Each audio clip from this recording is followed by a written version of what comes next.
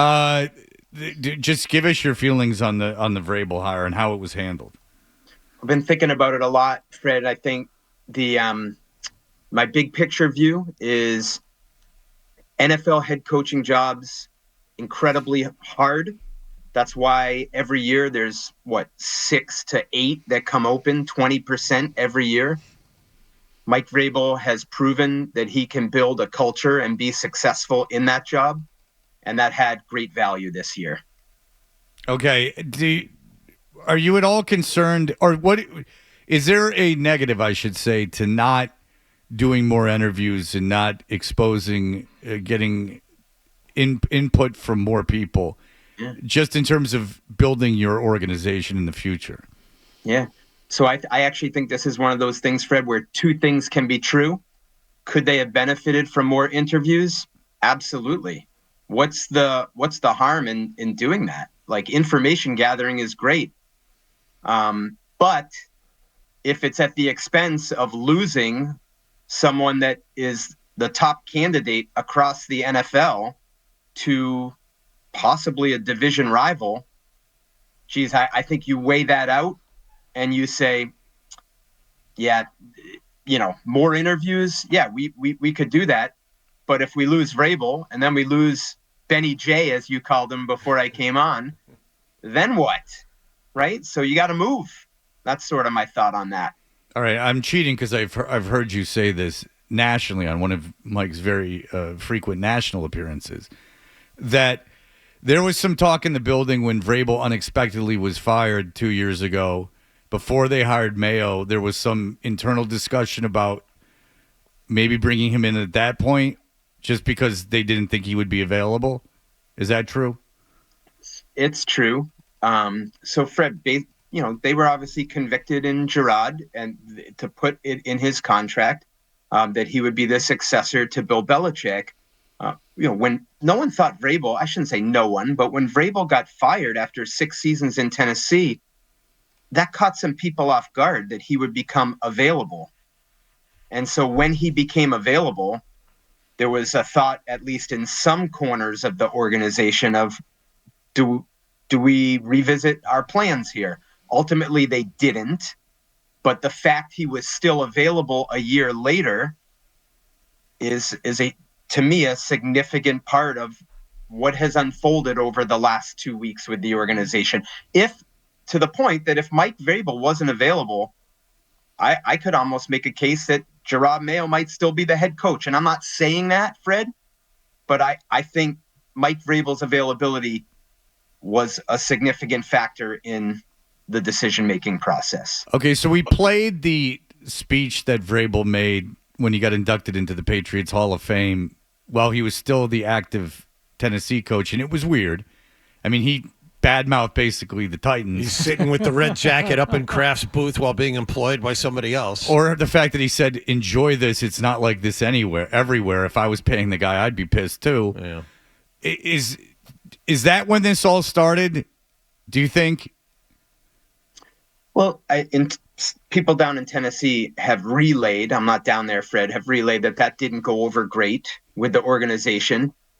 I would sort of not push back, but I'd sort of widen the lens and say, well, what do you think made him say that? I think there was a power struggle down there. They brought in a new GM, Rand Carthen, who, by the way, has been fired after a couple years.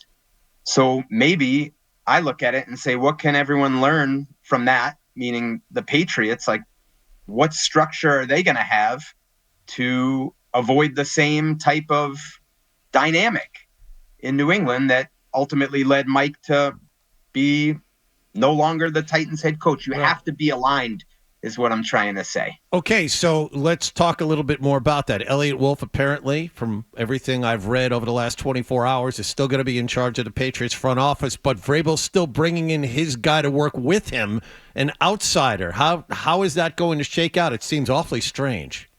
So John, it's Ryan Cowden is an outsider who was with him in Tennessee. So just to put a name on it, and I don't know for sure if he's going to be here. I assume he would be, because when Mike Vrabel's interviewing for jobs, generally that's going to come up. Like, I would like to bring this person who I have a trust with me. the analogy that I've been using in this situation goes back to when Bill Belichick was hired in 2000. He brought along Scott Pioli. And for the first period of time, Scott was there with the old regime of Bobby Greer and Bucko Kilroy and all those scouts that had done all the work to prepare them for the draft. There's, you need that information. And so I'm curious, John, how the power structure is going to look like. I think the team needs to communicate that clearly, because if it's not aligned, it's not going to work. And that's the best I got right now, because I don't know the answer to the question. All right. So you said something earlier, Mike, that I think speaks to a lot of this hiring, and that the team could have been better served by doing more interviews. But they still end up with Vrabel, and one doesn't necessarily mean that you didn't do right by the other, if you know what I'm saying. And I think that kind of, at least that's how I've made my peace with this, and I wasn't all that conflicted about it. But the fact that the Patriots obviously wanted Vrabel so badly, I think a lot of people automatically assume, well, then he's not the right guy. If you've just got yourself attached to this one guy, maybe going back to last year at that Hall of Fame ceremony, then you didn't really do the right thing. They don't have to be mutually exclusive. He could be the best option for this team at this moment. And the fact that they've wanted him, maybe going back to even when they had the deal in place with Mayo, doesn't necessarily make it the wrong decision. Well, I'm with you on that, Hardy. And I guess I would look at it this way. Just because you've hired Mike Vrabel doesn't mean that all of a sudden you stop gathering information about, I guess, future head coaching candidates, because Mike Vrabel is going to hire an offensive coordinator, a defensive coordinator, special teams coordinator, an assistant head coach.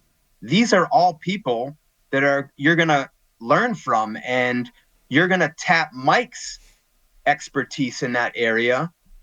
So it's not like, I guess what I'm trying to say, Hardy, is, you didn't interview as many people as the other 5 jobs that are open, but that doesn't mean like you can't continue to gather on future candidates, and you do that through Mike, if that makes sense. We've said many times already, and when it comes to the assistants and who he might be hiring, a list of 10, 12, 15 people coming on, doesn't matter. What I read is what one person's opinion is, but I am interested in yours. Do you have strong feelings about any of the people that you firmly believe Vrabel will be bringing into the fold here, and do you have any information about them that leads you to think about them one way or the other? I don't, and I'm from Fred's school of, until you really get to know a coach, like, we don't know him that well. Like, honestly, Hardy, so I look at it this way. Mike Vrabel's going to get up there at 12 o'clock today. I think an important question is, what is your vision for the offense? And who are you talking to carry through that vision? And I want to hear it from him. He has, I'll give you an example. He was with the Browns this last year. They have a passing game coordinator, Tommy Reiss. He was a former quarterback at Notre Dame. He was at Alabama as an offensive coordinator under Nick Saban. He's got a nice resume. But I'm reading a paper resume. Mike Vrabel worked with him side by side for a full year in Cleveland. So to me, I want to hear from him. You know what I mean? More than about a guy like that, or Josh McDaniels, if we want to bring up his name. We know what Josh can do. How would that fit with what your vision for what you want the offense to be? Right. I want to hear from them first. You know what I mean? Hardy, does that make sense? No, it does. Yeah. Because there's a couple of names that we know, and we know what they can do, but it all has to jibe with what Vrabel is thinking and what he thinks this team needs right now. So it's hard. Right. It's hard to think of those two in a vacuum. You got to know how it's going to work together. Fred. No, I thought you were saying a statement that he was either going to confirm or not approval to. I was paying attention there. That I was. All right, look. I'm going to look at Sixpence Nuns Richard's tour schedule. Yes. And we'll coordinate. Wallach told me that they were touring earlier, that they still tour. I learned that from Wallach. Mm-hmm. We're at the If you Troubadour weren't- last month. If you weren't listening, I North said Hollywood. they're still touring, and then 2 minutes later, John reported that they were still touring. Yeah. Meaning, if you really want to hear someone that wasn't listening, it was John. All right, Mike. Well, look, we appreciate you coming on, and we would like to talk to you through this process because there's a lot more that needs to be done. The work has not been done by the Patriots by any stretch. There's much, much more. So we appreciate the time as always. Thank you. If you like that clip, and how could you not? Check out more videos from Toucher and Hardy here. Point slightly up and to the left. For more Patriots analysis and opinion, hit this playlist. Point slightly down and to the left. And for the latest from the Sports Hub, download at 985thesportshub.com.